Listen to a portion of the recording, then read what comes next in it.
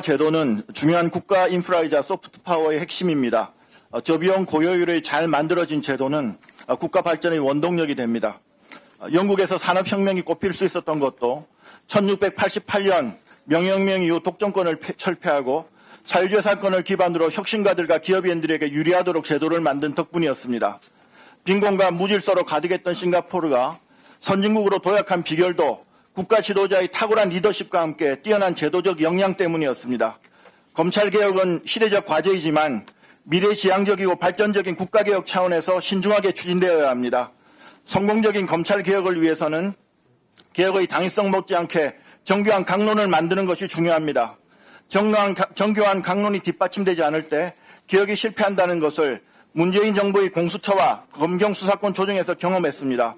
검찰개혁은 중대한 민생사안입니다. 형사사법은 궁극적으로 국민을 위한 것입니다. 우리 사회와 환경을 잘 반영하면서도 국민들에게 편리하고 효율적인 형사사법 제도를 만드는 것이 최선의 개혁입니다. 형사사법은 무엇보다도 효과적이어야 합니다.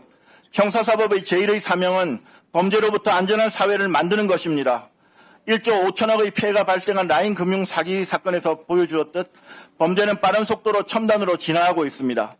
IT를 이용한 첨단 범죄, 범죄 수익의 해외 도피 등 범죄의 세계화도 위험 수준을 넘었습니다.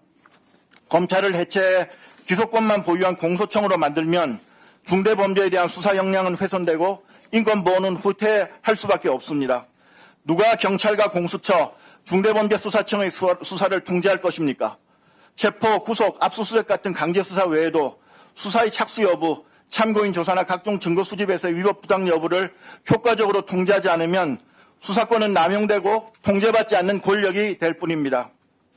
사법 통제가 실종된 다수의 수사기관이 난립하고 이를 대통령의 인사권으로 장악하는 체제가 공고해지면 민주주의가 실종된 경찰국가로 가게 될 뿐입니다.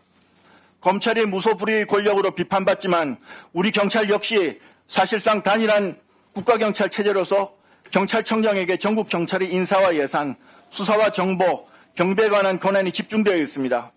특히 경찰청 정보국을 중심으로 전국의 방대한 정보 조직을 운영하고 있는 경찰은 독재적 수사권과 정보의 결합을 통해 통제받지 않는 거대 권력이 될 위험성이 커집니다. 여기에 더해 행안부의 중수청까지 설립될 경우 행안부의 경찰 권력 집중은 심각해집니다. 수사 기소권 분리의 대표적 사례로 소개되는 영국은 1985년 이전까지 검찰이 없던 나라였습니다. 사인소추와 경찰소추의 오랜 전통을 갖고 있었으나 높은 무죄율 등 문제로 1985년 소추기능만 담당하는 기소청이 신설되었습니다. 이런 영국도 1988년 부패사건 등 중대범죄에 효과적으로 대처하기 위해 수사권과 기소권을 결합해 만든 중대범죄수사청 SFO를 법무부 산하에 설립했습니다.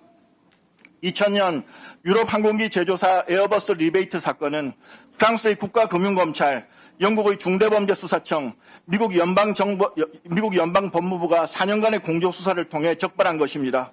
총 36억 유로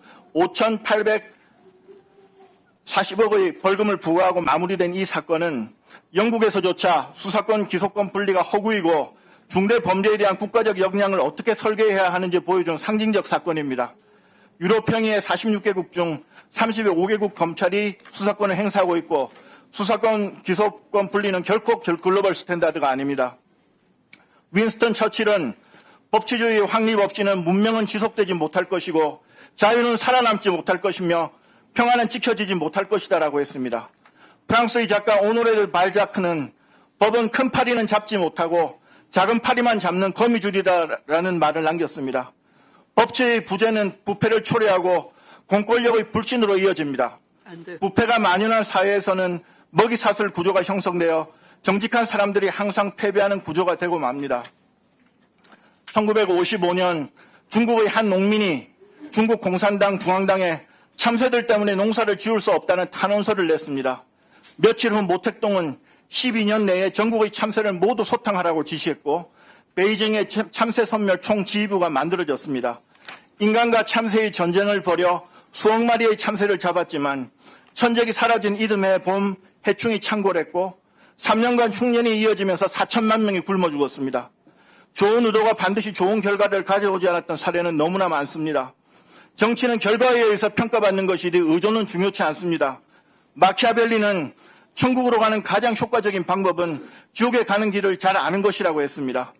천국으로 가는 길밖에 모른다면서 다 같이 손잡고 천국으로 가자고 하면 자칫 모두를 지옥으로 이끌게 됩니다. 어제 발간된 법률신문에 법조인 1779명을 대상으로 한 검찰개혁 관련 설문조사 결과가 실렸습니다. 검찰개혁안 찬성 19.3%, 반대 49.1%, 수정 및 보완 필요 28.8%로 나타났습니다. 중수청을 법무부 산하로 하여야 한다는 의견이 65.4%, 행안부 산하에 두어야 한다는 의견이 24.6%였고 공소청이 수사지휘권과 보안수사권을 모두 보유한다는 의견이 47.9%였습니다. 두 거나 모두 부여하면 안 되는 의견은 13.7%에 불과했습니다.